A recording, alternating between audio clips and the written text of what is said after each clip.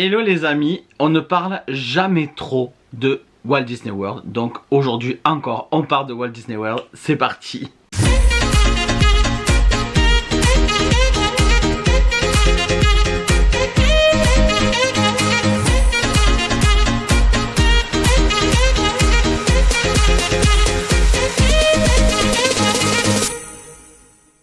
Vous devez vous douter qu'on a très hâte de partir, non seulement parce qu'il y a la cruise, mais aussi parce qu'on retourne à Walt Disney World.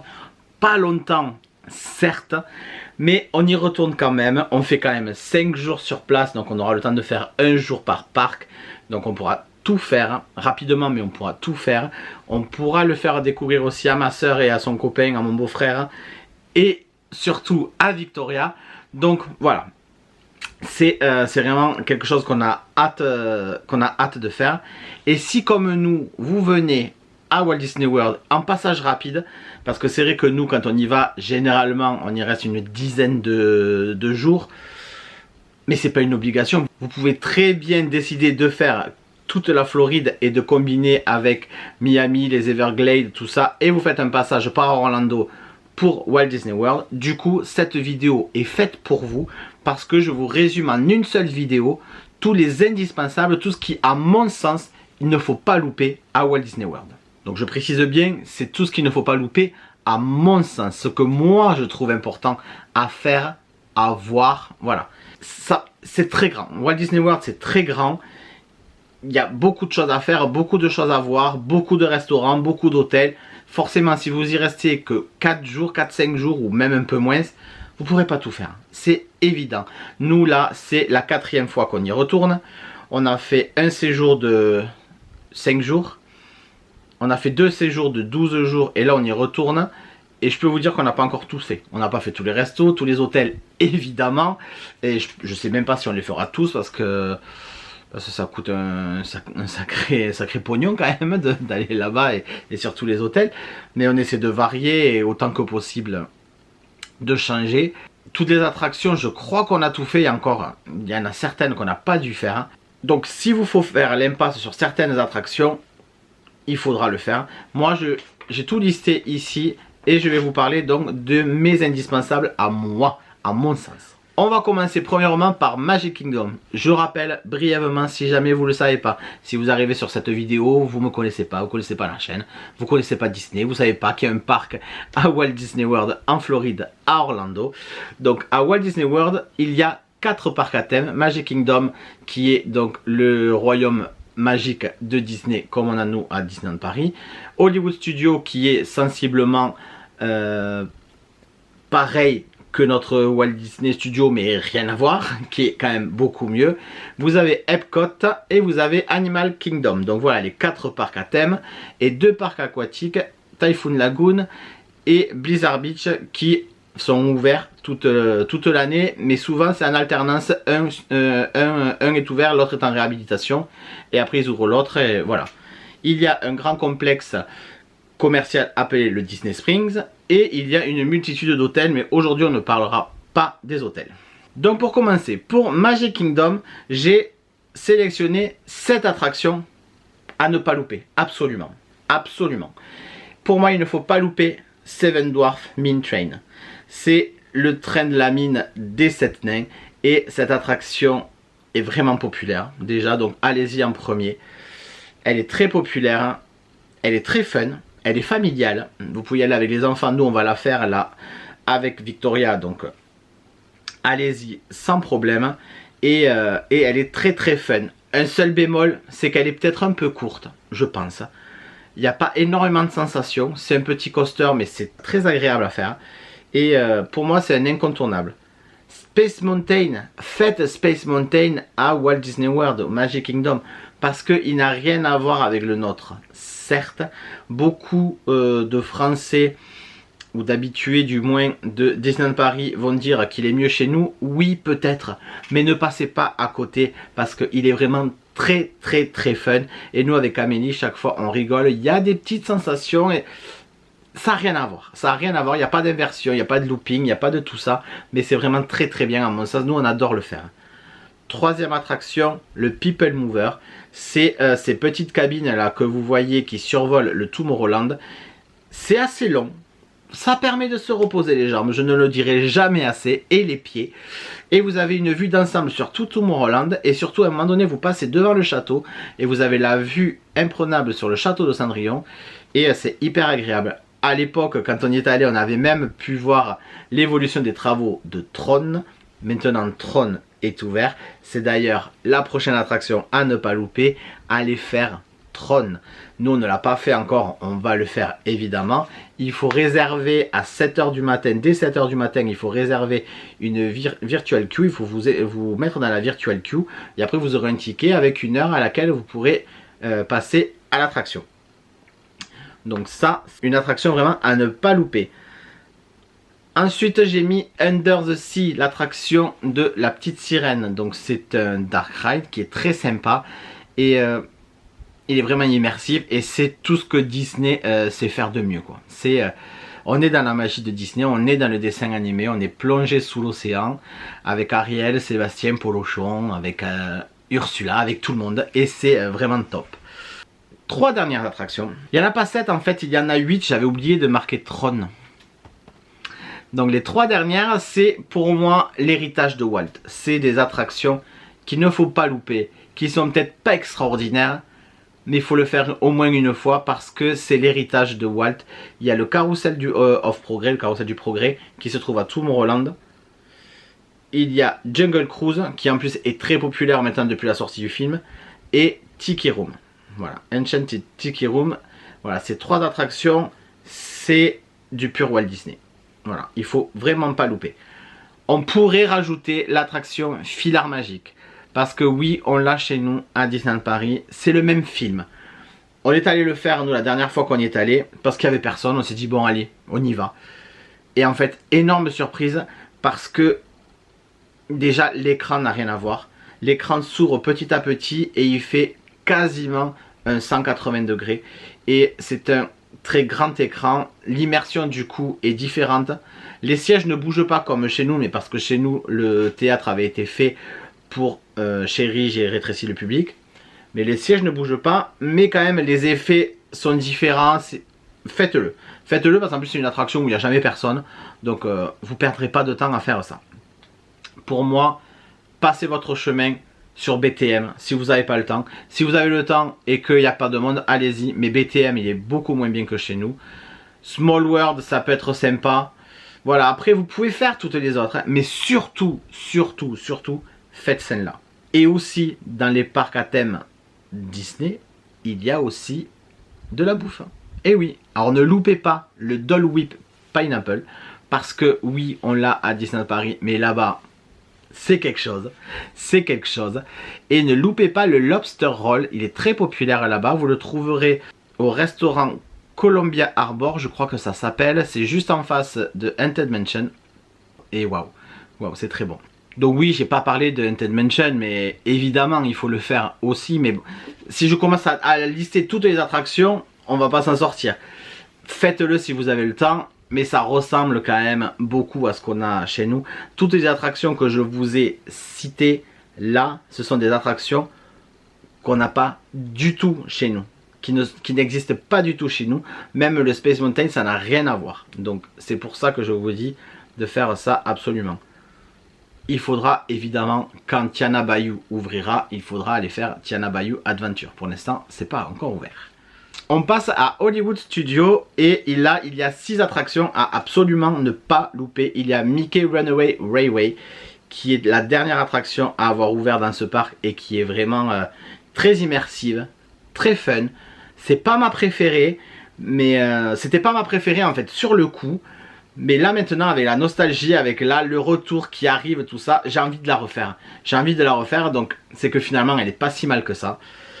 Ensuite il y a Toy Story Mania. C'est un jeu interactif qui est entre Spider-Man Adventure au Walt Disney Studios et Buzz Lightyear Laser Blast.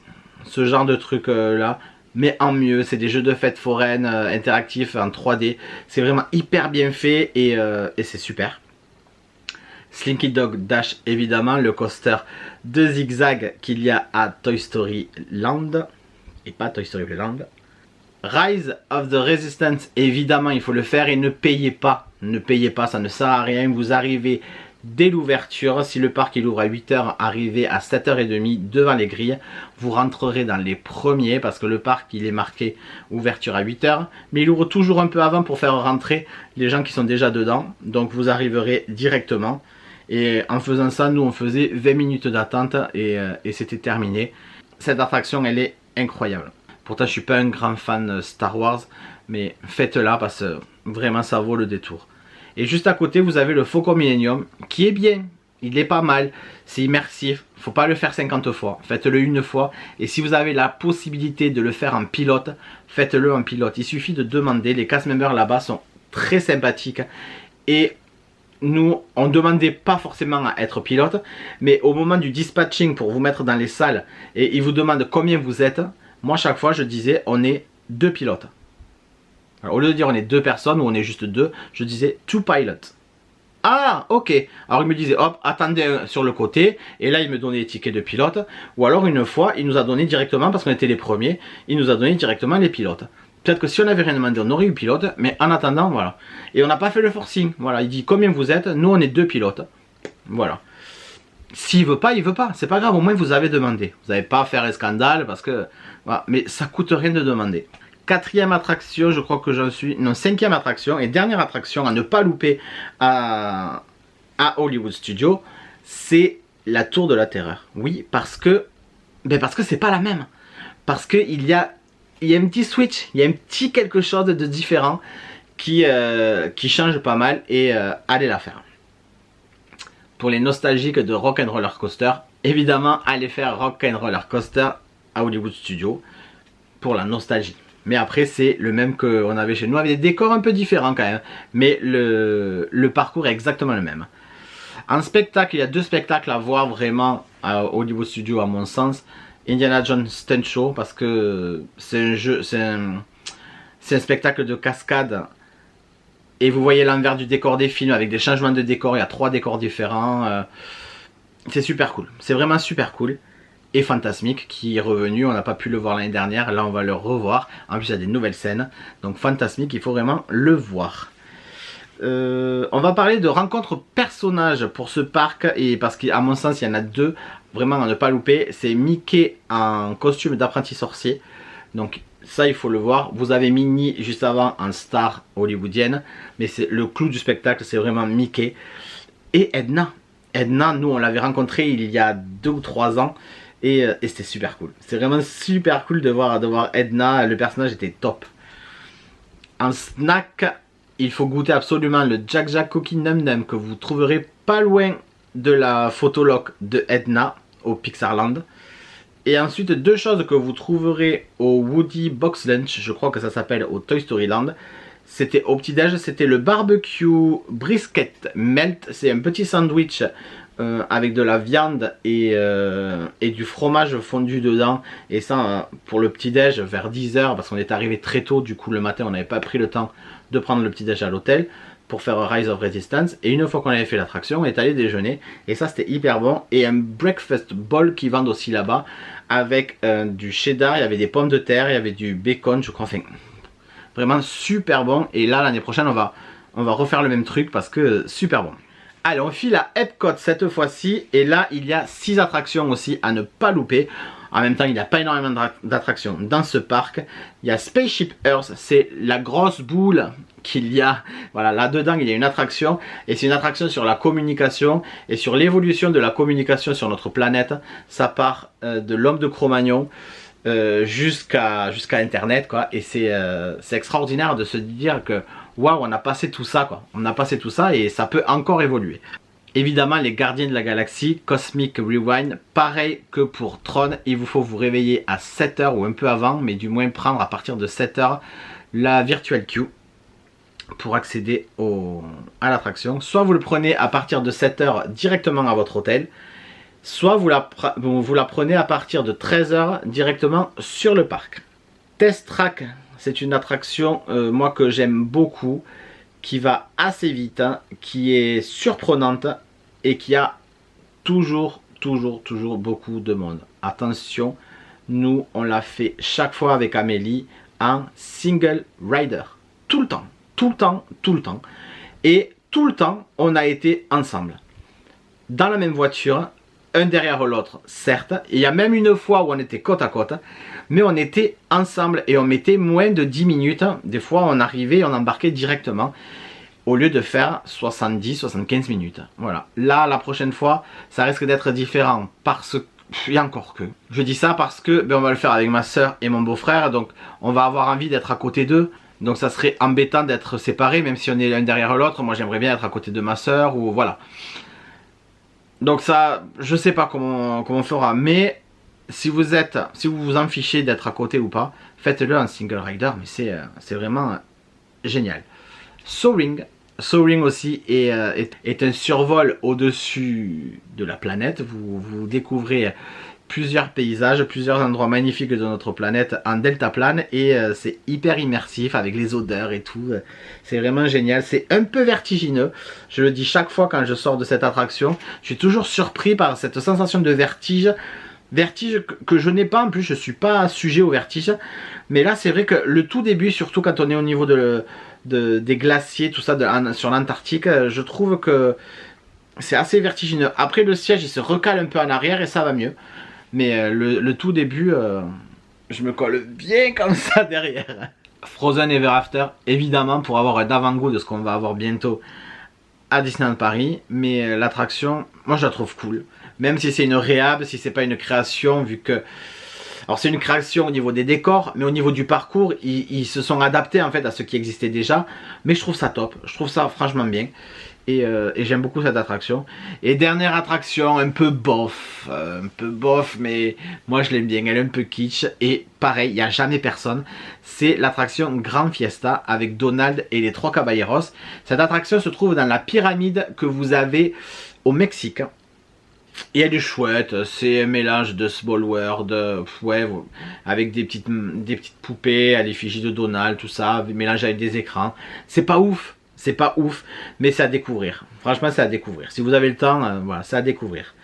En parlant de Donald et des 3 Caballeros, on part sur les personnages et ne loupez pas le personnage de Donald au Mexique avec son chapeau de Mexicain et son poncho. Ça fait 3 fois que je vais à Walt Disney World et je n'ai toujours pas ma photo et cette fois-ci je l'aurai. La dernière fois qu'on y est allé, Amélie m'a dit oh il y a du monde, on reviendra après. Ben non, on n'est pas revenu après. Donc là, je resterai quitte à attendre 2 heures, mais je veux cette photo de Donald avec ce sombrero parce que je le trouve trop kitsch. Il est trop beau. Et autre personnage, pareil pour les personnages, ce que je vous cite là, c'est des personnages qu'on n'a pas chez nous ou dans des tenues différentes.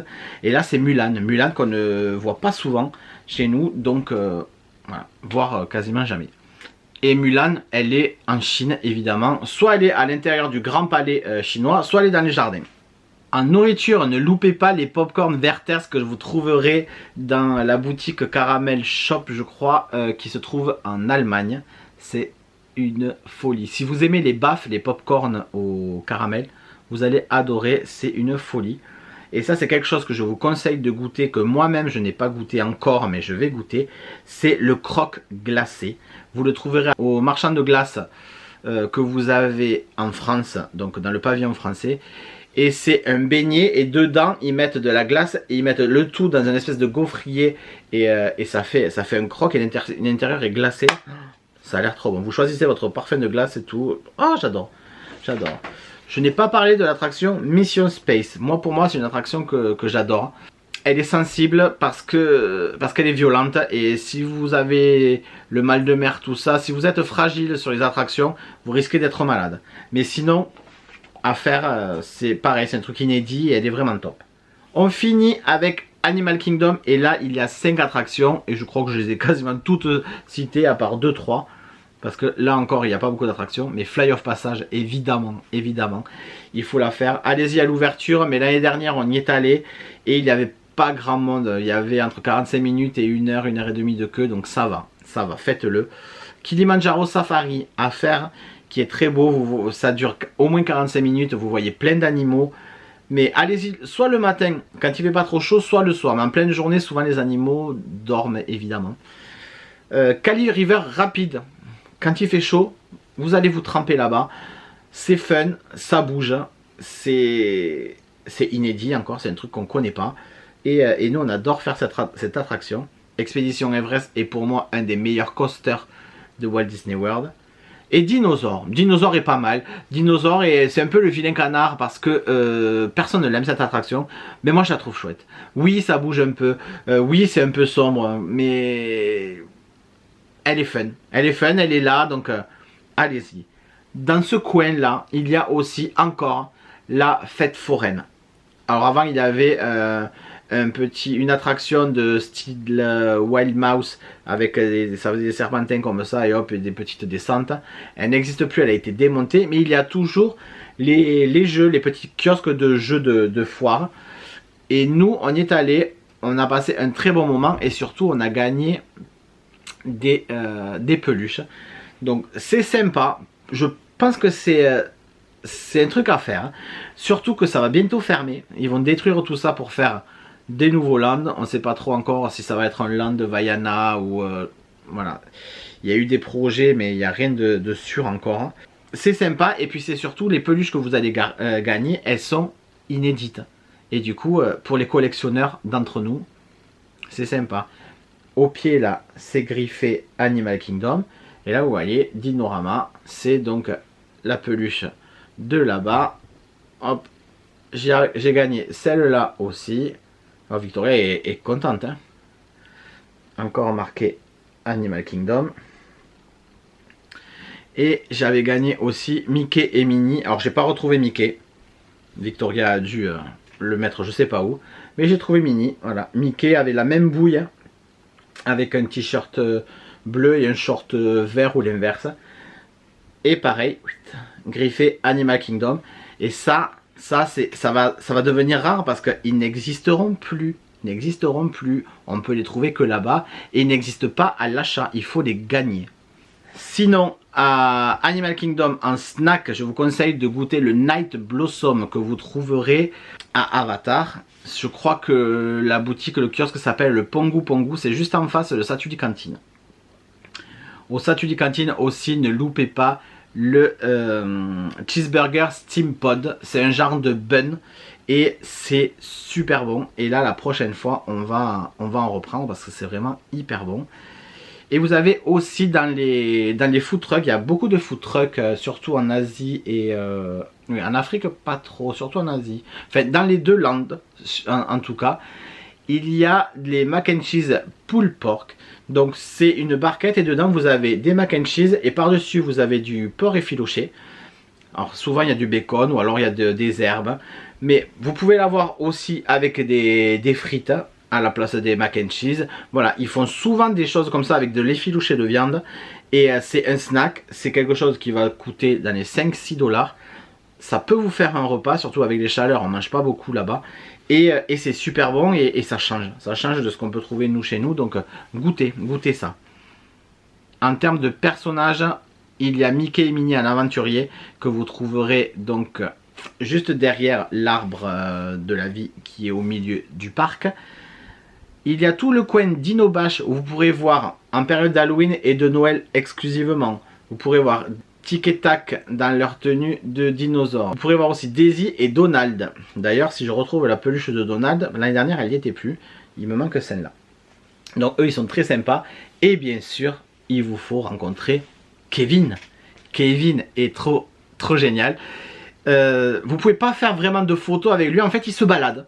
Il se balade dans le parc, il se balade essentiellement autour de l'arbre et vers là où vous avez une zone où il y a une petite scène où il y a des animations de danse, tout ça. Voilà, il est souvent par là. Donc il faut le chercher, il faut le trouver et voilà. Il n'y a pas de point photo avec lui, mais c'est toujours cool de le croiser, de le rencontrer. Un petit tour au Disney Spring pour vous parler des deux boutiques essentielles pour moi là-bas. C'est le World of Disney. Oui, parce que la boutique est immense et vous avez tout le merch de tout le parc, quasiment. Il y a peut-être des exclusivités hôtels ou des exclusivités parcs que vous ne retrouverez pas là-bas, mais la quasi-totalité des articles se trouve là-bas. Donc si vous ne trouvez pas votre bonheur là, c'est que vraiment vous êtes difficile. Hein. Et ensuite la boutique de Noël de Disney Spring qui s'appelle Day of Christmas qui est super. Alors nous on adore les boutiques de Noël. Vous en avez dans tous les parcs, mais celle-là, il y a plusieurs univers, il y a plusieurs ambiances. C'est cool. On se ramène toujours des décos de Noël, c'est incroyable. J'ai pas parlé, et je vais finir avec ça, mais j'ai pas parlé des Mickey Waffles. Voilà, les gaufres Mickey, goûtez-les si vous êtes dans les hôtels Disney. Elles sont, mais à tomber. Elles sont à tomber. Je crois que vous les trouvez uniquement dans les buffets des hôtels et les buffets parcs quand vous prenez les petits déjeuners au parc. Mais waouh, elles sont vraiment hyper bonnes avec ce goût de vanille. C'est un délire. C'est vraiment un truc. En France, on en a des gaufres Mickey. Elles sont toujours un peu molles, vous savez. Là, non, elles sont vachement croustillantes. Et à l'intérieur, elles sont moelleuses. Elles sont pas dures pour autant. J'en rêve. Vite qu'on aille là-bas, qu'on prenne ce putain d'avion. Et qu'on atterrisse là et qu'on profite de tout ça parce que ça va être trop bien. Voilà, bon écoutez, j'espère que cette vidéo vous a plu. J'avais déjà parlé un peu des incontournables, mais j'avais fait plusieurs petites vidéos. Là, vous avez tout réuni là-dessus. Et j'ai fait une petite mise à jour sur certaines choses. Donc j'espère que ça vous aura plu, que ça vous servira si vous allez à Walt Disney World que quelques jours. Et voilà, dites-moi en commentaire ce que vous en avez pensé. N'hésitez pas à vous abonner et activer la petite cloche pour ne pas louper les sorties de vidéos le samedi à 9 h. Et je vous dis à samedi prochain pour une nouvelle vidéo. Bye bye!